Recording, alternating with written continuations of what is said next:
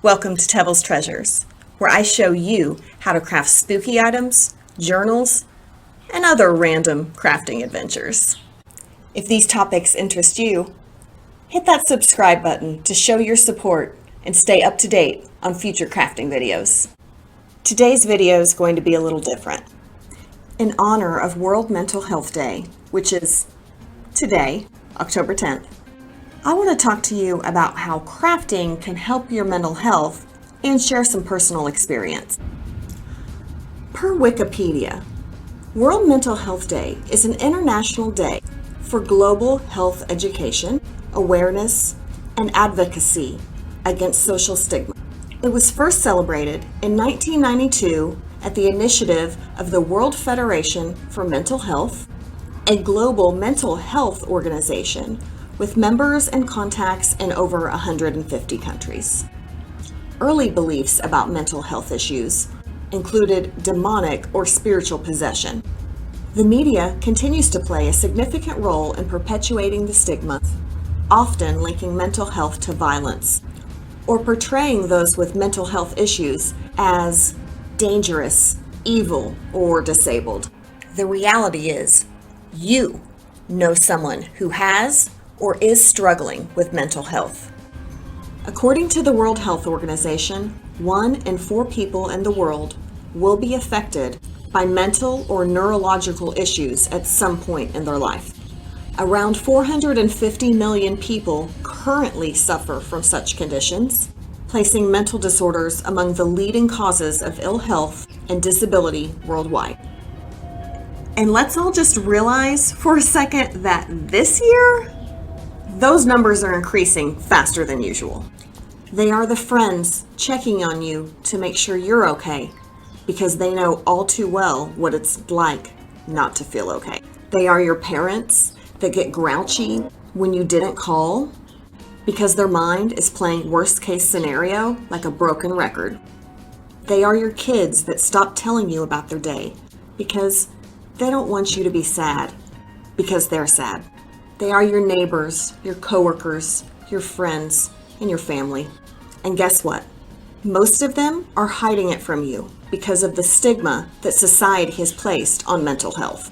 Suffering from mental health issues does not make you weak. It does not make you broken.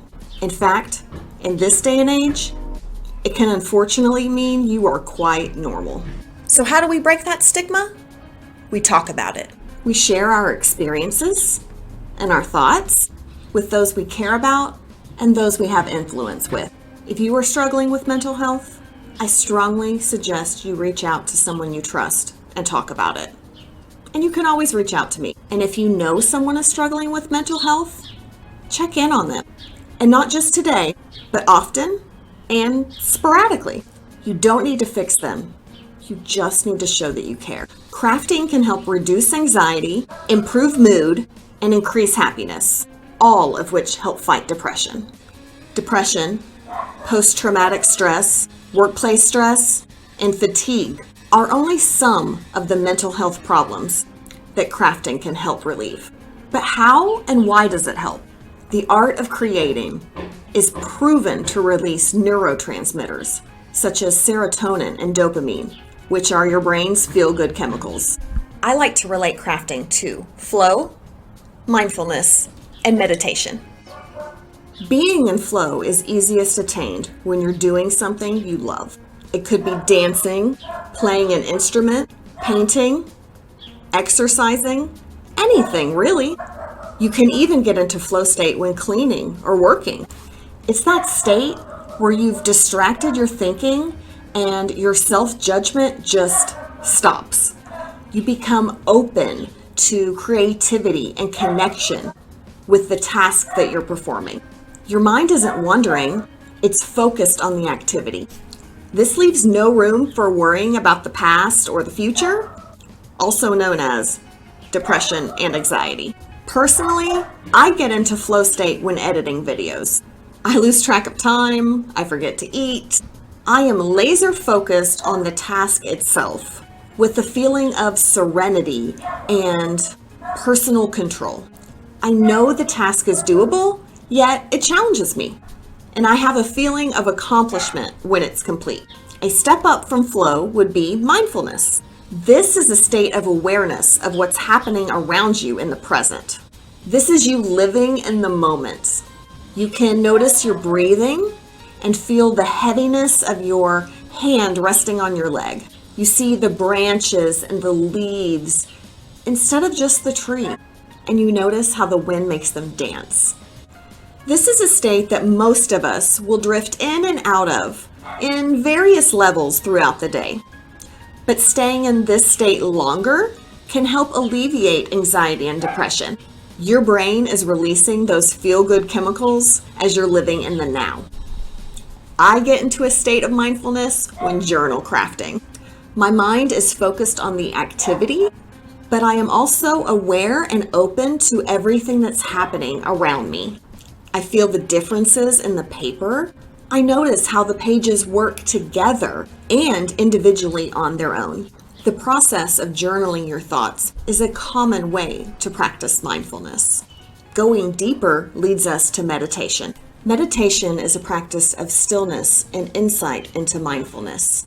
It trains us to evolve our awareness of sensations, thoughts, emotions, and surroundings. It is taking charge of your mind and attaining a state of consciousness that is totally different from the normal waking state.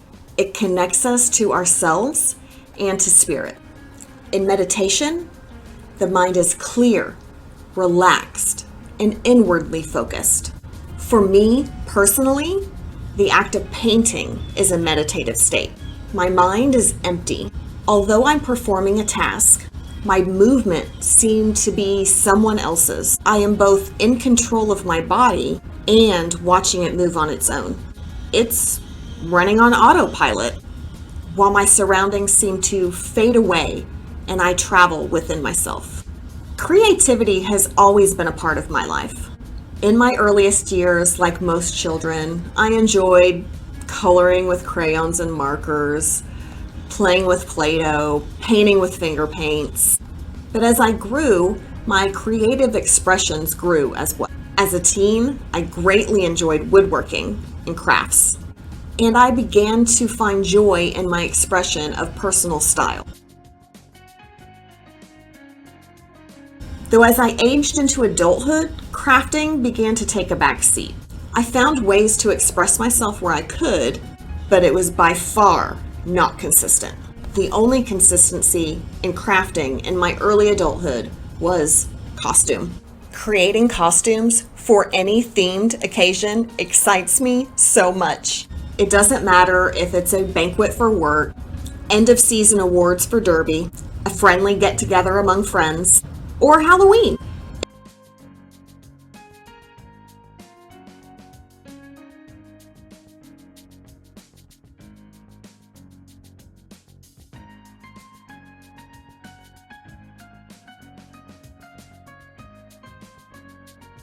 If it allowed dressing up in costume, I went all out.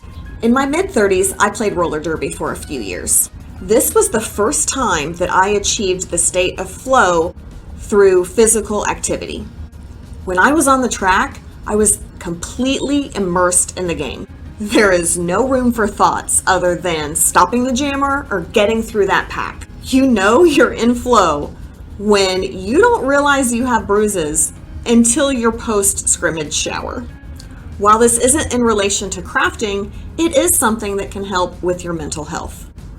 And I know that my friends that continue to play roller derby are struggling with our current world situation and derby not happening at this time. While I do suggest you try crafting as a release for that buildup, I also know there's no true replacement for hitting your friends. Earlier this year, when all of this 2020 started, my mental health took a nosedive like so many other people. I was spiraling out of control fast. A main factor is my working situation. I won't get too much into that today, but let's just say I am completely capable and set up to work from home, but I'm not allowed to. With a bad case of anxiety and a pandemic in play, the thought of physically going into the office was giving me anxiety attacks.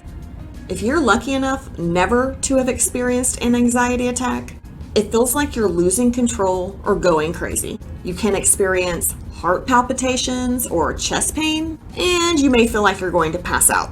It can cause trouble breathing or a choking sensation. So I started to talk to someone about it, and it helped. I still have these same feelings and the same anxiety about going to work, but I can control it now, and I don't have attacks that physically disable me from going. However, I still stand by the fact that I could and I should be working from home in our current pandemic situation. I did a lot of things at the beginning of this year, but they weren't crafting, and I knew my life and my mental health was still missing something. I was occupying all of my time with things that kept me super busy and gave me no downtime. And I kept telling myself that I had to do more and work harder, which wasn't helping my mental health. So at the end of May, I took a break for a long weekend and transformed my youngest son's room into outer space. Although I do not particularly like painting walls, painting the planets and the black hole reminded me how meditative painting is for me. Now, this is not the same type of painting that I can meditate with, but it did put me in a state of flow that reminded me of my true self. It still took me a month and a half to post a video on YouTube and commit myself to continuously crafting. And I want to thank you for that. As you continue to watch my channel, it continues to push me to make more videos, which in turn keeps my anxiety and depression in check. Is crafting a cure? No, but it is a treatment that I personally am finding much needed relief in. I hope that you can find some relief in it as well. Thank you for taking the time out of your day to join me, and I hope you take a little more time to check in on those that you care about, especially yourself.